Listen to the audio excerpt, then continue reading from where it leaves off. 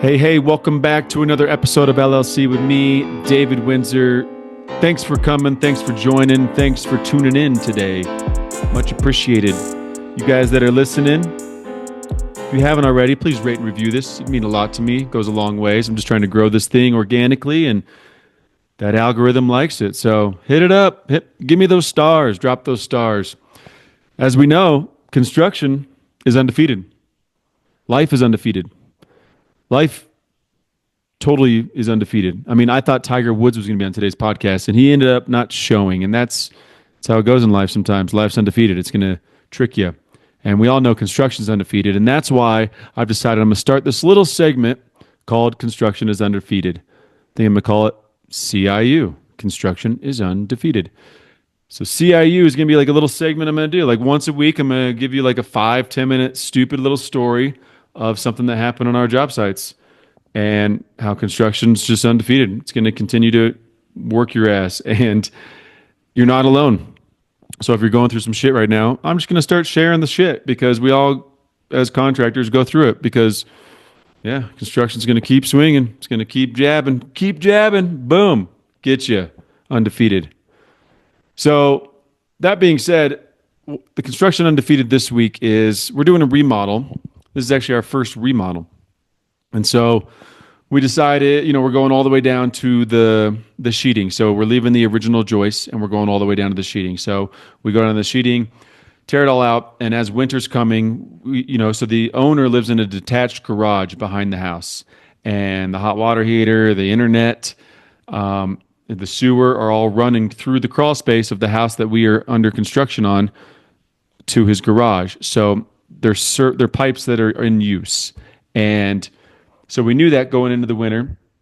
We were behind schedule. We ended up changing the design. I had to put it on pause and wait for the city and the architect and the engineer to get us new drawings. So we missed our window to get dried in before winter.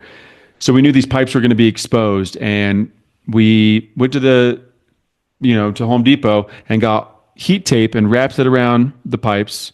Then we got those like pool noodle looking styrofoam sleeves and slipped those over the pipes, and we protected it. We knew it was coming. So we're like, all right, we got to do this. And then we put plastic where we could. So it got down on New Year's to really cold temperatures, single digits. Like I think at night it got down to like 3 degrees. It was cold as shit. And the owner had been out of town all of Christmas break, and this is New Year's Day. And he texts our group and is like, hey, my water line's frozen. And we're like, shit. So my business partner, Mark, spends all day New Year's working on this. He calls me. I show up after he'd been there for a while. And where the heat tape was, it was like right where the heat tape, the last like 2 feet where it went into the ground, we didn't wrap it with heat tape. So as it came from the service line to where it connected and went vertical in the house, right in the sweep, it just got frozen. We're like, shit. So we went and got more heat tape. We wrapped that. We got some insulation, we wrapped it, and then we stuffed the insulation down in the hole with a bunch of heat tape in there. And we said to the owner, like, there's nothing we can do. The owner called us the next morning and said the water's back on, so we think it slowly unfroze to the water line. And then he texts us like 2 hours later, is like, the sewer line's not working now. We're like, shit. Our excavator comes, you can see where it's frozen and cracked, and it was just so cold. So what we needed to do better was we needed to wrap more. We needed to double up on the heat tape. And then we needed to put insulation heavily, like duct tape, around the verticals and where the sweeps were and where water was sitting. And we didn't do that. And so we thought we had done everything right, and we missed like 2 small things. We did like 90% right, and we missed 10%. And luckily the pipe didn't, the sewer did break. We had to replace it. Wasn't catastrophic. There wasn't like water spewing everywhere. It didn't break in, bust open in the house. But it's like, man, you can do so much, and then you get a phone call on New Year's Day, and you stayed up late. You're like, oh man, and you got to deal with it because construction's undefeated, bitches.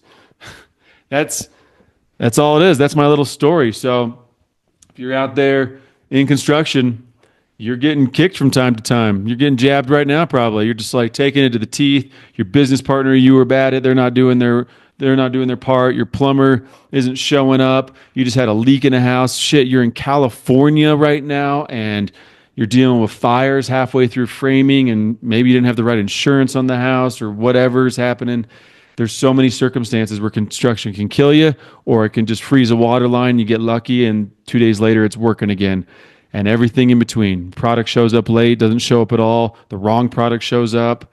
There's just so many scenarios, so many people touching the projects, and the projects they're going to continue to have surprises, and that's how it goes. And the best thing you can do is just to keep working hard at your systems, keep working hard at organizing your business so you can prepare the best you can to eliminate those mistakes or to minimize those mistakes, because they are the inevitable, but you can minimize them by getting the right systems, and staying with the details and making sure that you hold everyone accountable in those details. It's hard to do. It's really hard to do, but it's one of the best ways that you can, in any business, but for sure a construction business, get ahead and try to dodge those construction punches as much as you can. Oh, you like that analogy? I'm like ducking my head, dodging those construction punches.